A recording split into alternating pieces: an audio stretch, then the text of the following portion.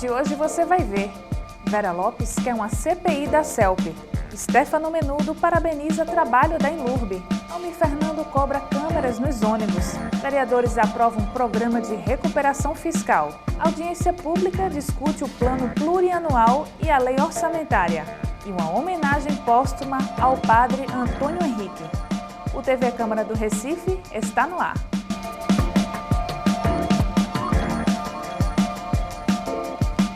Começa agora o TV Câmara do Recife online. Se estivesse vivo, o padre Antônio Henrique completaria 75 anos. Mas ele foi assassinado pelo regime militar brasileiro. E para marcar a data, a Câmara do Recife promoveu uma reunião solene proposta pela vereadora Isabela de Roldão. No plenário da Câmara, parentes, amigos e admiradores do padre Henrique acompanharam atentamente a reunião solene proposta pela vereadora Isabela de Roldão. O religioso era auxiliar direto do arcebispo Dom Helder Câmara e foi assassinado em maio de 1969 por agentes da ditadura militar. O documentário das jornalistas Camila Figueiredo e Débora Brito, intitulado Padre Henrique, o silêncio que grita, conta o caso que abalou o Recife, mostrando imagens da época e depoimentos contundentes. Se você imaginar a distância que é da Igreja do Espírito para o cemitério da Vargem, você pense quanto tempo você não gastou para chegar com o corpo do padre no cemitério.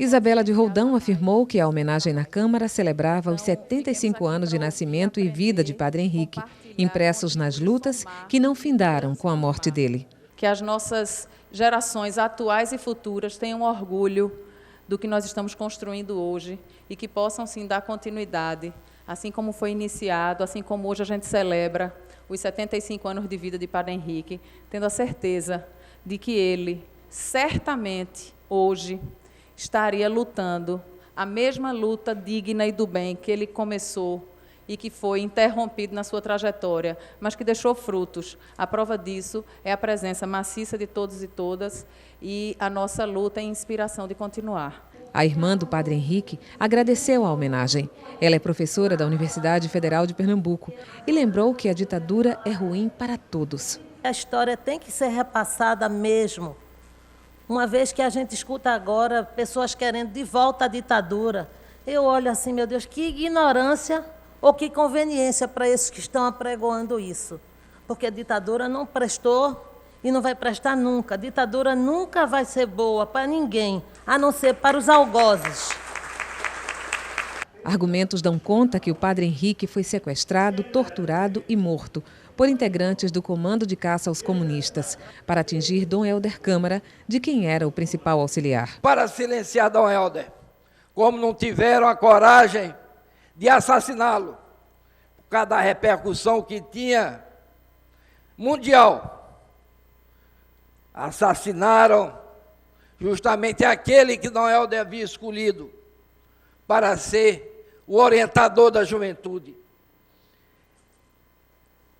Eu, naquela época, já era estudante universitário, mas Fernando, que era secundarista, junto com Roberto Franca, Pedro Eurico e vários outros, fazia parte daquela juventude, Tadeu Colares, de que Dom Helder, de que Padre Henrique orientava, Padre Henrique encaminhava para a luta e na defesa dos direitos humanos e da cidadania. Ele foi morto porque não puderam, e Pedro Eurico disse ali, porque não puderam atingir Dom Helder.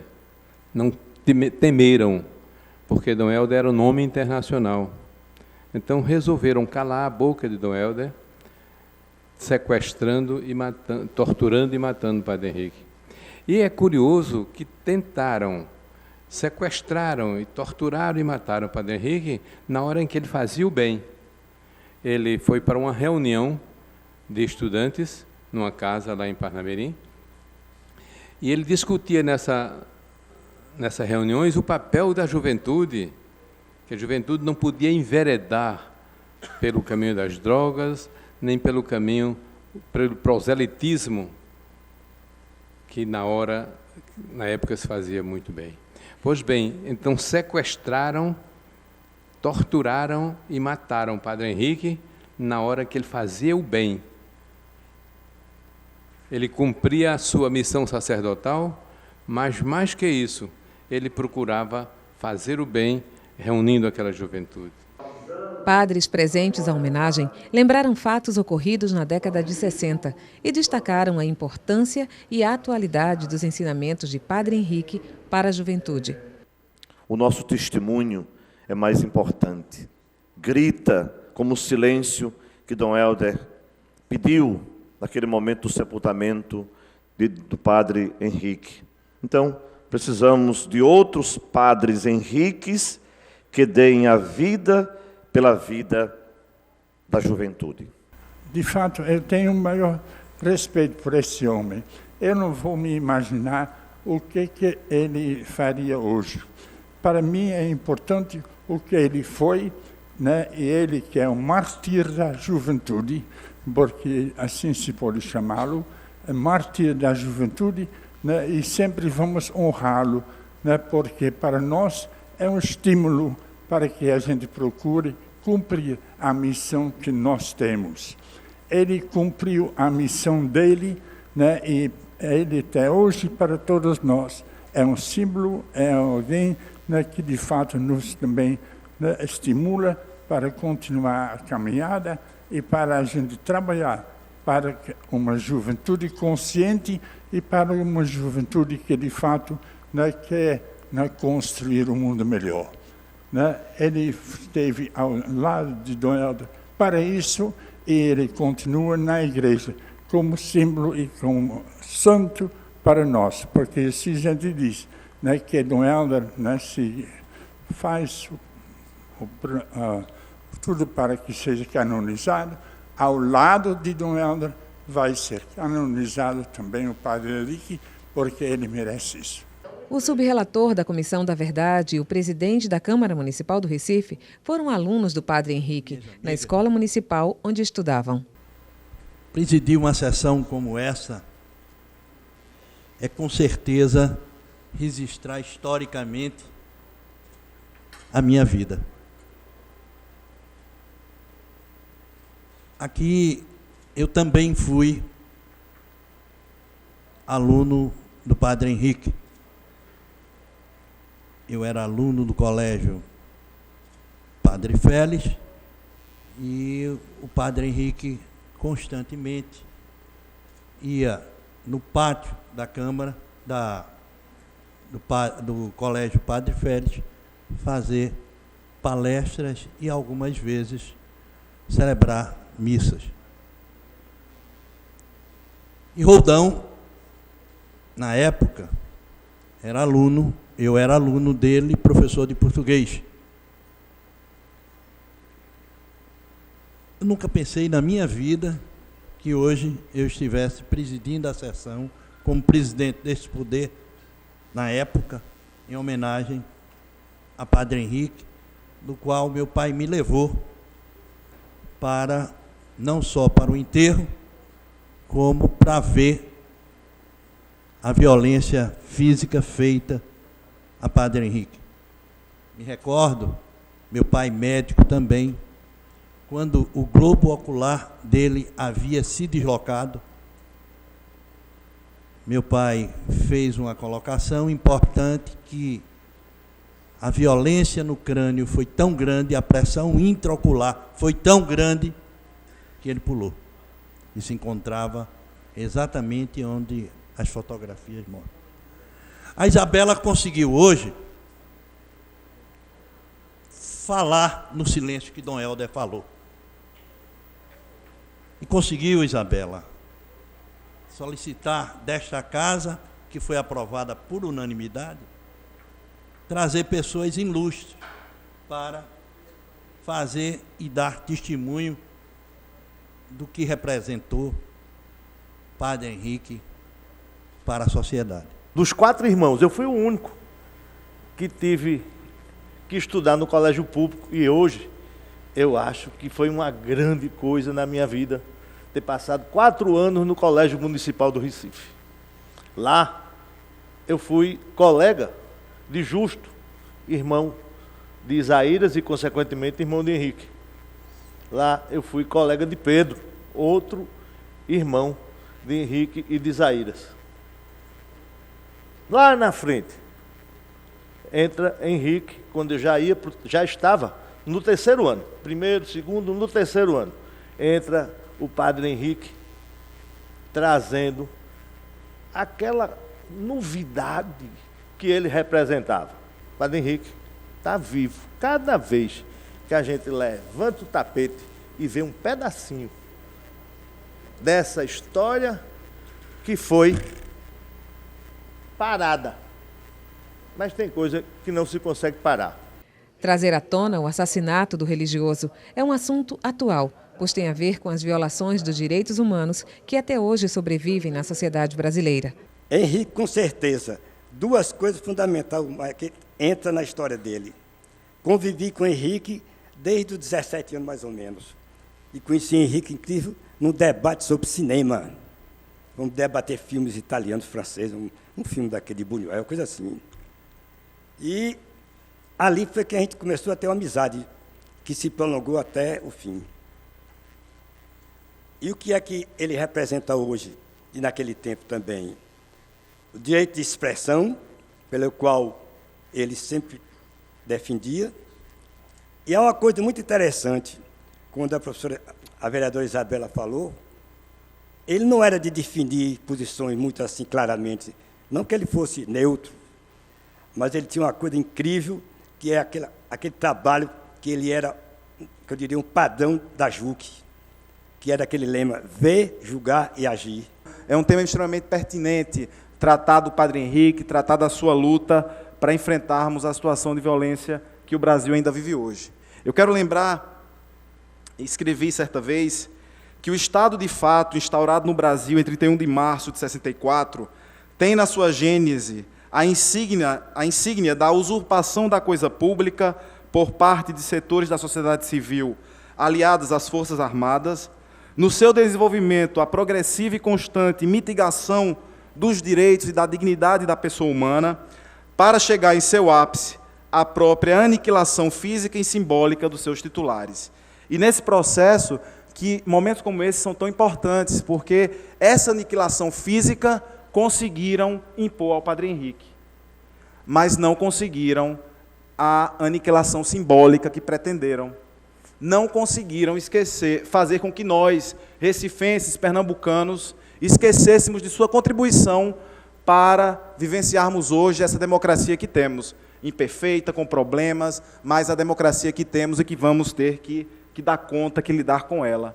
Então, ações como essa, vereadora, são tão importantes para que a gente mantenha viva essa chama, essa mensagem, não só do padre Henrique, de Dom Helder, dos jovens que estiveram com eles, de tantos outros que estiveram com essa luta e que muitos que deram sua vida por essa luta, porque é dessa forma que a gente vai possibilitando que as novas gerações tenham iniciativas como o brilhante documentário que as estudantes de jornalismo à época apresentaram aqui, que a gente tenha a possibilidade de as redes sociais serem inundadas de repúdio a esse tipo de propositura de volta de ditadura, de agressões e violências contra mulheres, crianças, para que a gente tenha efetivamente uma vivência plena dos direitos humanos. Não tenham dúvida, temos que enfrentar esses temas e trabalhar a justiça de transição no nosso país. E aí, tão importante termos aqui a presença dos nossos comissionados, Dr. Gilberto Marques, Dr. Manuel Moraes, pessoas que estão aí com essa labuta diária em torno dos temas e que vão nos apresentar uma verdade oficial, uma nova verdade oficial, porque a mentira apresentada até então será agora a verdade oficial. A homenagem aos 75 anos de nascimento do padre Henrique terminou com os versos e a música do poeta Almir de Castro Barros. O operário em construção. Aí diz: era ele que erguia casas, onde antes só havia chão. Como um pássaro sem asas, ele subia com as casas que lhe brotavam da mão. Outro momento da homenagem foi o descerramento de uma placa no pátio interno da Câmara Municipal do Recife.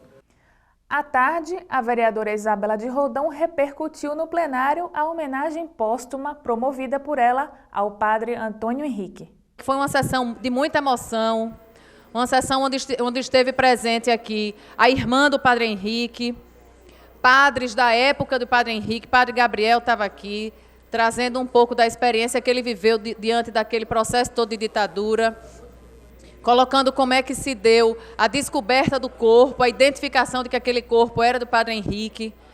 Foi exibido um documentário aqui apresentado pelas então, em 2013, estudantes de jornalismo, hoje jornalistas, que venceram um prêmio em 2013, Vladimir Herzog. Elas foram premiadas com um documentário sobre o padre Henrique, um documentário muito emocionante.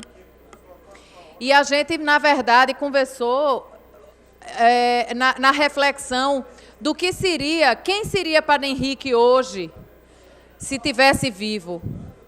Quais os questionamentos que padre Henrique estaria fazendo, quais os enfrentamentos que padre Henrique estaria fazendo hoje, haja vista que ele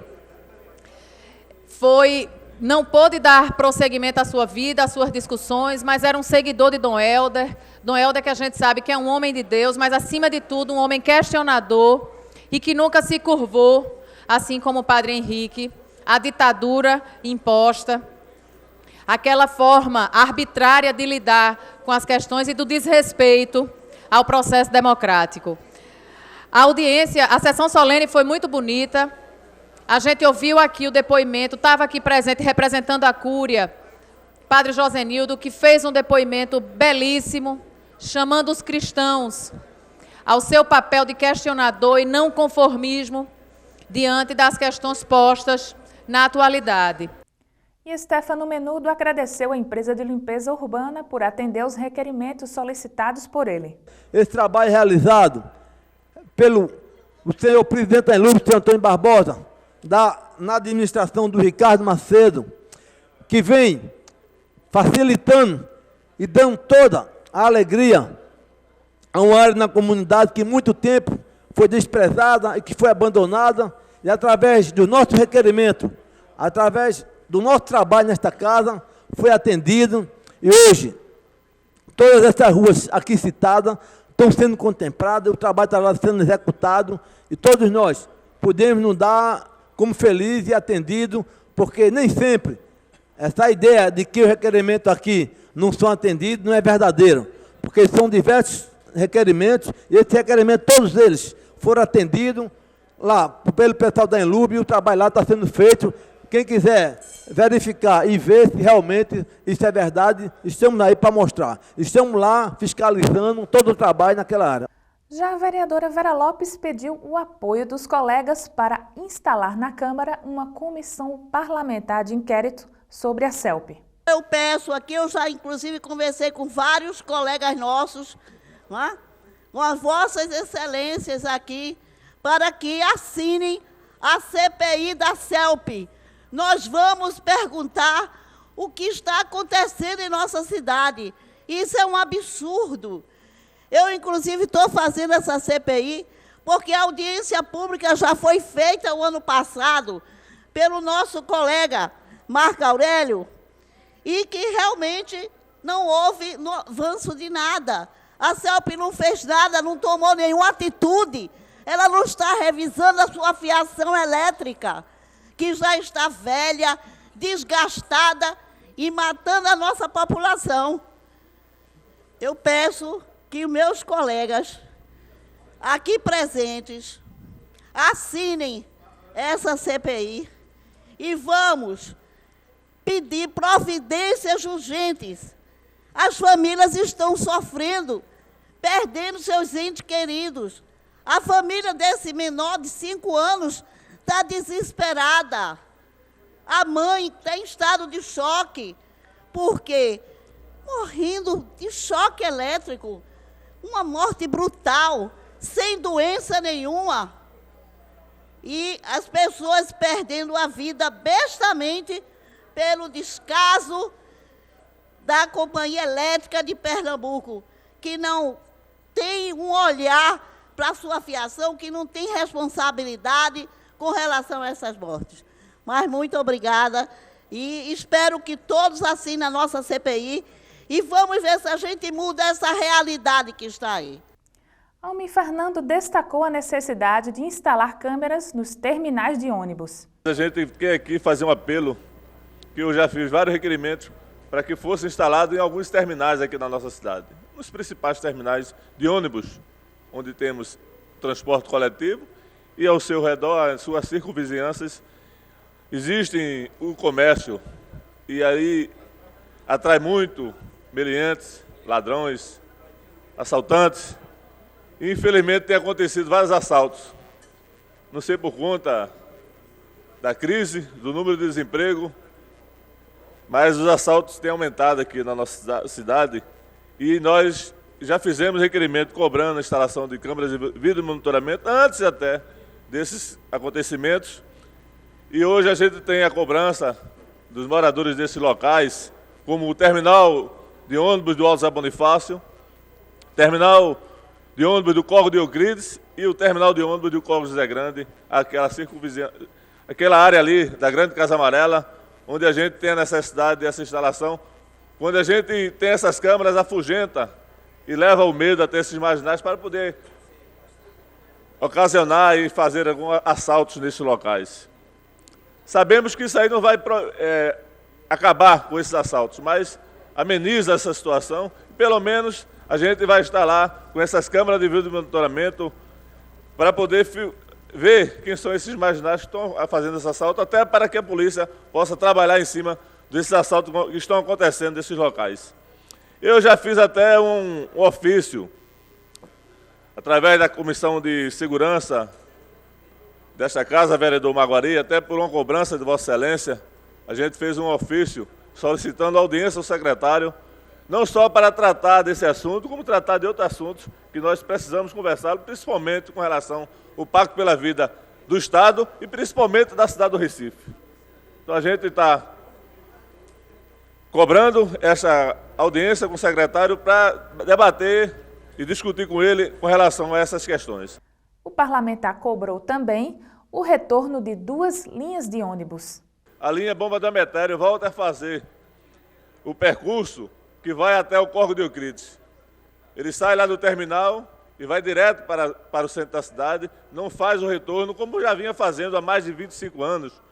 E aí a comunidade está sentindo a falta, está sendo prejudicada pela falta desse percurso que o ônibus Bomba da Metério anteriormente fazia e hoje não está fazendo mais. Então a gente faz esse apelo, já estivemos pessoalmente com a comissão lá, Grande Recife, e a própria Grande Recife disse que não foi uma determinação dela.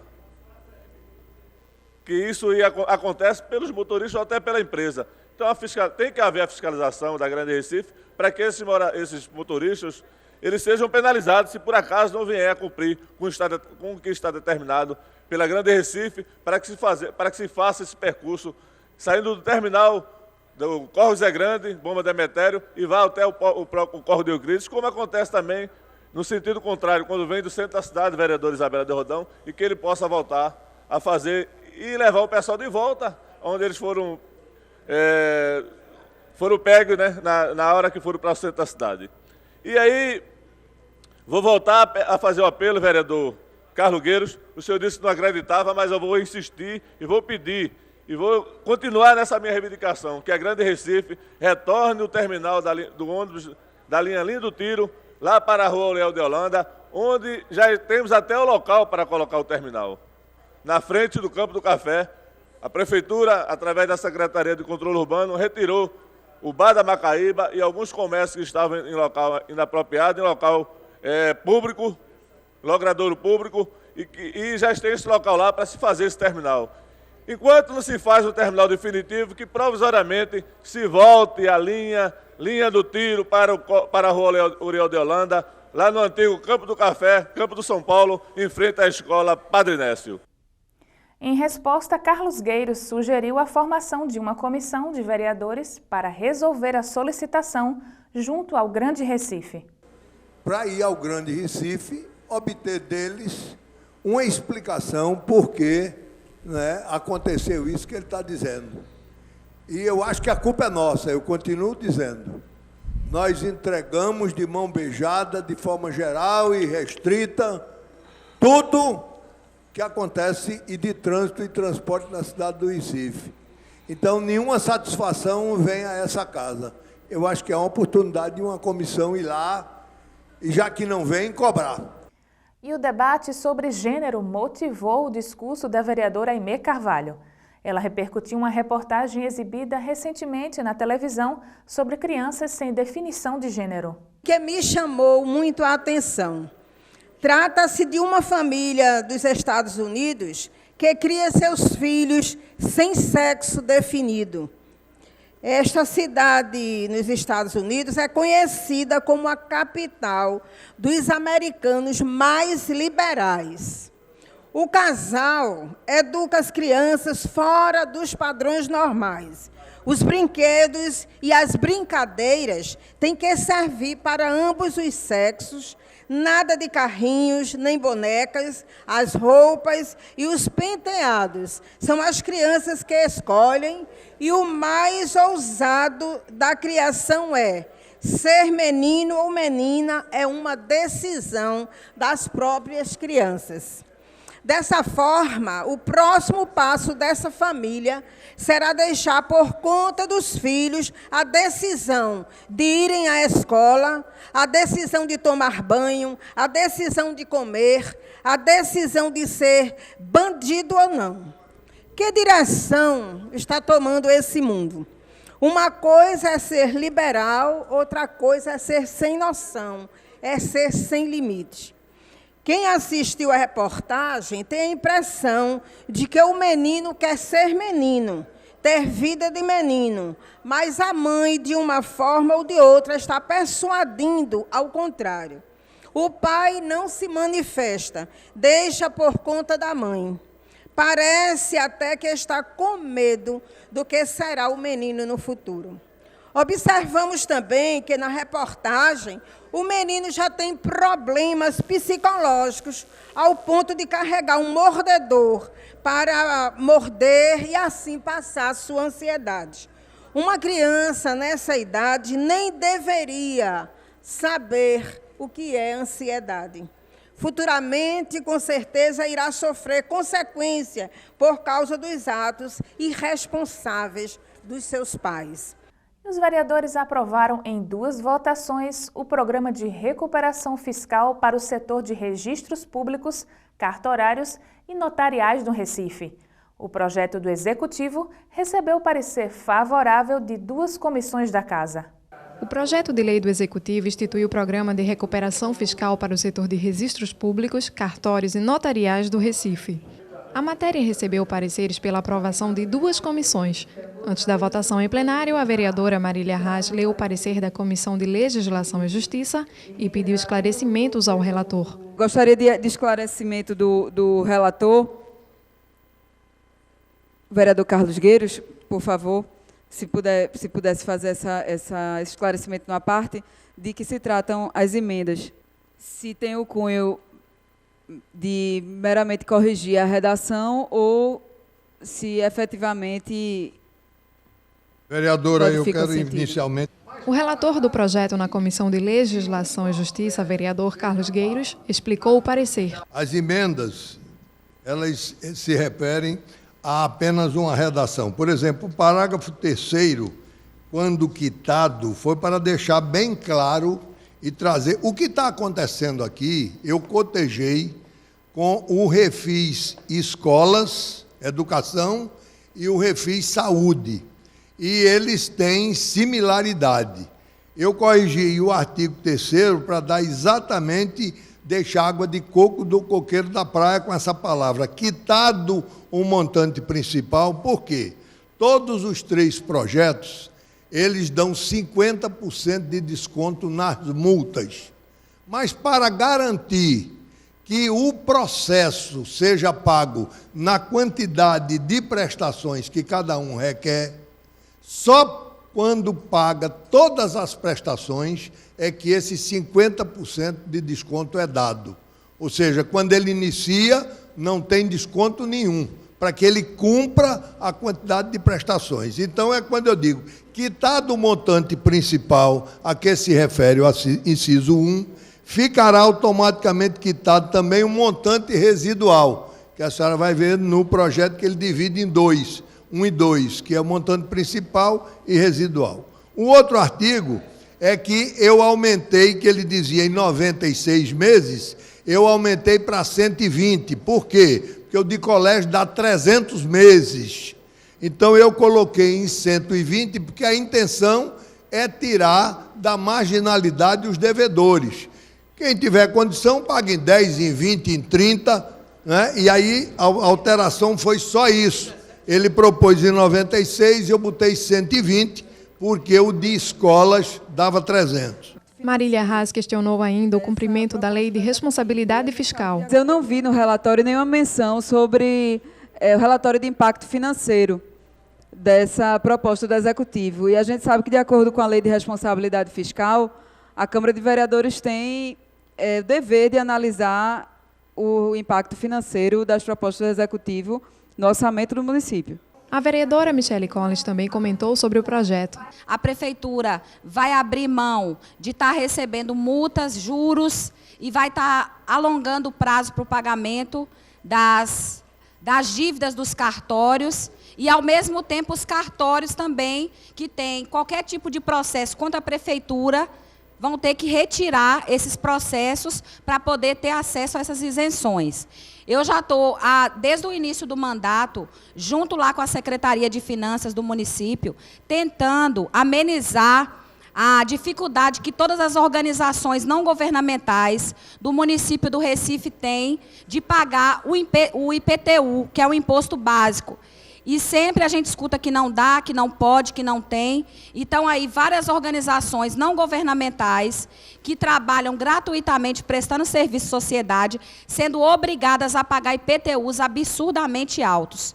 E o que a gente escuta lá na Prefeitura é que nunca pode dar desconto. Inclusive, também, várias igrejas que já são isentas de impostos pela Constituição Federal e que tem igrejas que, inclusive, estão sendo fechadas pela própria Prefeitura com causas na Justiça, porque a lei não está sendo cumprida. Então, essa negociação aqui, esse projeto, só me mostra nessa tarde isso, que quando se quer, se faz. Quando quer dar um jeitinho, se faz. O vereador Carlos Gueiros voltou a falar, esclareceu que a Lei de Responsabilidade Fiscal foi cumprida. No processo, existe um parecer da Comissão de Finanças, e eu disse que não me cabia. Eu pensei que ela ia indagar o relator de comissões, da Comissão de Finanças. Porque, primeiro, o cumprimento da Lei de Responsabilidade Fiscal, que ela questionou aí, foi feito desde quando o processo veio para casa e foi distribuído para todos os gabinetes. Segundo, esse processo faz parte do relatório da Comissão de Finanças, que foi disponibilizado na internet desde o dia 1º de setembro, o segundo está aqui. Então, a Prefeitura cumpriu a Lei de Responsabilidade Fiscal, porque está aqui no processo a nota técnica em que ela faz aquilo que a lei manda, dizendo aqui que, relativamente ao exercício de 2015, a renúncia de receita está considerada na estimativa da receita prevista na lei orçamentária anual que está aqui nesta casa agora, em demonstrativo de efeitos sobre as receitas, etc, etc. Então, tudo que ela questionou está aqui no processo.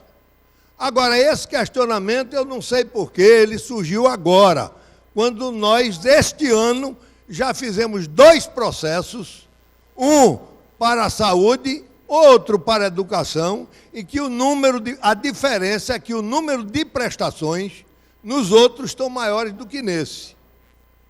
Então, eu não vejo motivo da gente agora discordar e imaginar que tem um projeto político aqui de apoiamento, porque esse apoiamento, se for este, vai vir de há muito tempo já.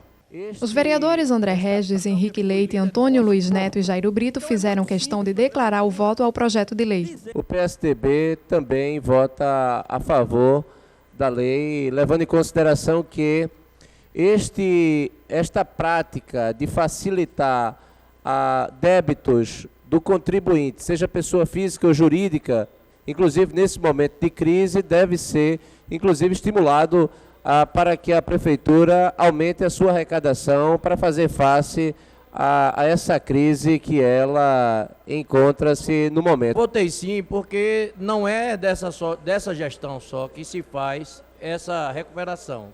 Na gestão que fui líder do governo, que fui secretário de governo, também fizemos isso, e eu não poderia usar 2 pesos, 2 medidas, apenas porque não é a gestão que eu faço parte ou que eu estou dentro de uma oposição. Votei a favor, considerando que esta casa, exemplo que já colocou o vereador André Regis, já votou 2 outros projetos nas mesmas circunstâncias, com as mesmas justificativas. Entretanto, acho que o vereador André Regis tem razão, acho que esta casa deve, até por uma questão de esclarecimento maior técnico, não só para os demais vereadores que estão convencidos e, portanto, deram maioria de aprovação, acho que as comissões dessa casa devem se aprofundar e dar uma explicação maior do porquê e de como foi feita a justificativa da Prefeitura para não ir de encontro à lei de responsabilidade fiscal. Acho importante que socorra, o vereador André Regis tem razão, e faço questão de fazer esse registro por conta das dúvidas que pairaram durante as discussões, durante a votação, e em respeito também ao que foi colocado pela vereadora Marília Reis. Eu votei contra, porque o impacto financeiro desse é muito simples fazer. Isso é uma estimativa de receita que vai ser arrecadada. Então, é muito simples para a Prefeitura dizer qual é a previsão dessa receita. Então, não pode que venham os outros projetos, traga os valores, não notas teóricas que vai recuperar a receita. Vai recuperar a receita enquanto? Qual é a estimativa, qual é a previsão? Por isso que eu votei contra. O relator do projeto na Comissão de Finanças e Orçamento, Marco Aurélio, também deu esclarecimentos. A nota técnica ela está acostada aqui, desde que veio o projeto em agosto. E ela foi debatida, inclusive, na questão no relatório do presidente da Comissão de Orçamento, em 6 laudas. Então, para que não conste nenhuma dúvida, existe uma nota técnica nos autos que já veio com o projeto desde agosto, que se encontra aqui nesta casa. No final do debate, o projeto foi aprovado em primeira e segunda discussão. Assuntos da política nacional foram trazidos à casa pelo vereador Osmar Ricardo. Ele falou sobre o presidente da Câmara Federal e a recente pesquisa do Ibope. Osmar Ricardo fez críticas à reforma política e cobrou a cassação do atual presidente da Câmara, Eduardo Cunha. E o que é que a gente vê? O PSDB, né?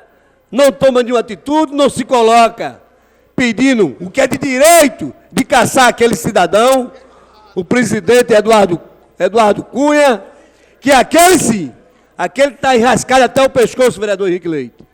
Aquele presidente lá está mergulhado na lama. E com eles, vários partidos. Da ala do PMDB, de Java Vasconcelos, da ala do Democrata, que mudou de PFL para Democrata para tentar enganar as figuras todas do Brasil, do próprio PSDB, né, daqui no nosso estado, nenhum deles assinaram, nem em estado nenhum do PSDB assinaram pedindo a cassação do presidente Eduardo Cunha. Mas se fosse um pernambucano, um nordestino, já tinham tirado ele do poder. Mas mostra a força do poder aquisitivo, do poder político que ele tem naquele Congresso, de ir para o tapetão e querer tirar a Dilma, né, do poder a qualquer custo. E não tentar tirar, como tentaram fazer, com a mídia, com toda a mídia burguesa do lado deles, e perderam mesmo assim, perderam a eleição, pela margem pequena, mas perderam, porque passaram 4 anos maltratando o governo do PT e da companheira Dilma. Henrique Leite falou em inversão de valores e questionou a posição de vários partidos políticos em defesa de Eduardo Cunha. Quando um grupo de partidos que sempre foram os saqueadores da nação passa a querer impeachment de uma presidente que não tem um item contrário a ela. E, de repente, valoriza um ladrão, que é o presidente da Câmara. Está provado, comprovado que o cara roubou, está o dinheiro voltando de fora do país. Agora, várias denúncias e denúncias. Aí, o PMDB, o PSDB, alguns do PMDB, o PSDB, o DEM e vários partidos michuruca aí. PPS. Esses partidos que muitas vezes são criados apenas como legenda. Eles estão colocados como defesa do presidente Cunha, como se ele fosse herói. Já o vereador Jairo Brito repercutiu a pesquisa do Ibope, onde o ex-presidente Lula lidera o ranking para presidente do país e fez comparações entre governos. Antigamente, no governo do PSDB, nordestino saía daqui para ser pedreiro, ajudante de pedreiro, para trabalhar como pintor em São Paulo. E hoje não. Hoje eles vão dar aula. Hoje eles são doutores. Hoje são projetos de educação nesse país que temos, que jamais tivemos na história. O vereador do PSDB chega aí e diz, olha, parabéns aí, o governo do estado, porque mandou 3.000 pessoas para estudar fora. Infelizmente, ele não presta atenção, porque a gente presta atenção com ele. Mas a gente vai dar o mesmo troco. Ó, o vereador diz isso. Sabe quantos a gente já mandou, vereador Irmão Ricardo? Para o Brasil Além das Fronteiras? 200.000 estudantes. Você sabe o que é isso? Que representa? É mostrar a capacidade do estudante do Brasil no exterior. Sabe quantas escolas técnicas, institutos federais de Pernambuco foram feitos no Brasil, no governo do PT? 230. Sabe quantos foi no governo do PSDB? 3. Passaram 8 anos no governo. 3. Universidade Federal, 0. Sabe quantos foi feito no governo do PT? 35. E os programas? ProUni, Pronatec, o sistema de cotas das universidades federais, onde filho de pobre hoje se forma em medicina, se forma em direito. E isso incomoda. Não, tem que acabar com isso, porque senão Lula vai ser presidente de novo. Vai ser mais 4 anos, ou 8, quem sabe. Não vamos acabar com isso, então vamos inventar aqui um monte de história. Primeiro o impeachment pela padelada de 2014. Não, essa aí não tem mais. Essa não pega. Vamos para 2015. Gente, faça um programa de governo PSDB e vá para as urnas disputar. E a legitimidade das urnas a gente vai aceitar se perder. Não pode é dar golpe. Mas o vereador Anderson Florencio rebateu os pronunciamentos e fez críticas ao atual governo federal. Vocês, vereadores do PT, deveriam usar a tribuna, deveriam usar o conhecimento que tem junto ao PT para orientar o seu partido, né, para que pense no futuro do país, não pensar simplesmente em eleição, uma atrás da outra, quando não tem mais tempo, quando não existe mais projeto de poder, e sim um projeto simplesmente eleitoral. Portanto, presidente, fica nosso registro, estamos do lado dos brasileiros. Se estão comemorando que a presidente aumentou em 1%, é bom registrar que ela tem aprovação de 8,8%. Nunca na história desse país uma presidente teve uma avaliação tão baixa, tão aquém como essa, nem na época de Fernando Collor. Portanto, presidente, fica nosso registro, estamos irmanados com os brasileiros de bem desse país, que querem um governo que traga futuro para suas crianças, para os seus jovens e cidadãos de bem, profissionais de todo o país. Uma audiência pública na Câmara discutiu o Plano Plurianual e a Lei Orçamentária Anual. Os 2 projetos do Executivo já estão em tramitação na Casa e precisam ser votados até o dia 30 de novembro. Veja na reportagem de Marcos Sugarrara. O vereador Marco Aurélio é o presidente da Comissão de Finanças e Orçamento da Câmara. Foi ele quem convocou a audiência pública realizada no plenarinho, que contou com a presença do primeiro secretário da Casa, vereador Augusto Carreras, e do membro efetivo da Comissão de Finanças, vereador Eurico Freire. A Constituição e a Lei Orgânica do Recife determinam que a Prefeitura apresente à Câmara os projetos de lei que definem a LOA, Lei Orçamentária Anual, e a revisão do PPA, o Plano Plurianual. O PPA é o planejamento público, a estratégia orçamentária para um período de 4 anos. O atual vai até 2017 e precisa ser revisto e ajustado anualmente.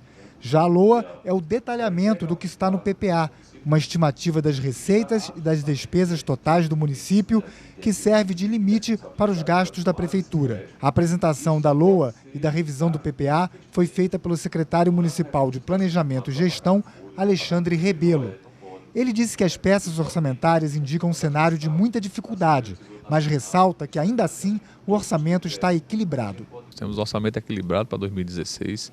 Agora, um orçamento é duro, né? Um orçamento nós vamos viver um ano com muita dificuldade, tá certo? O crescimento das receitas está se mostrando menor do que nós desejamos, né? E nos obriga sempre a fazer os ajustes necessários para ter o equilíbrio. Agora, o orçamento vem equilibrado para 2016, as receitas que estão garantidas ali são receitas que apontam para o que tem acontecido na economia esse ano, né? Tanto é que a receita se estima crescer algo em torno de 4%, né? É menos do que nós gostaríamos, mas é dentro da realidade que nós estamos vivendo no país hoje. De acordo com a LOA, a arrecadação em 2016 será de R$ 5.977 milhões, 4% a mais do que a previsão para 2015, mas ainda abaixo da inflação do período, o que significa queda na receita em valores reais. As maiores despesas se concentram em gasto com pessoal, 40%. A Prefeitura estima gastar em 2016 R$ 471 milhões com saúde e R$ 775 milhões em educação, ambos os valores acima dos limites constitucionais. Na Câmara, o projeto da LOA recebeu 63 emendas e o projeto de revisão do PPA, 22 emendas. Elas serão analisadas na Comissão de Finanças e Orçamento até o dia 17 de novembro, com parecer do relator e presidente da comissão, vereador Marco Aurélio. Os 2 projetos serão votados em plenário no dia 23 de novembro. É de que a gente vê que a Prefeitura está cuidadosa, o prefeito, os secretários estão acompanhando a crise, mas a gente vê, pelas palavras do secretário, que vamos ter um ano difícil, 2016. Pelo que nós vimos ali, parece que ainda vai ser mais duro do que este ano. Mas, infelizmente, isso é o reflexo da crise nacional que atinge aí de cheio as prefeituras, o governo, mas principalmente as prefeituras, que ficam naquela dependência do pires na mão do governo federal. E vamos ter ano duro. Pelo que eu estou vendo aí, vai ter ano duro, apesar da tranquilidade de a gente saber que estamos navegando bem, mas é importante que todos nós façamos nossa parte, porque vai ser ano de dureza. E o programa de hoje fica por aqui. Mas você pode acompanhar o nosso trabalho pelo site da Câmara ou através do nosso canal youtube.com/Câmara do Recife. Até mais!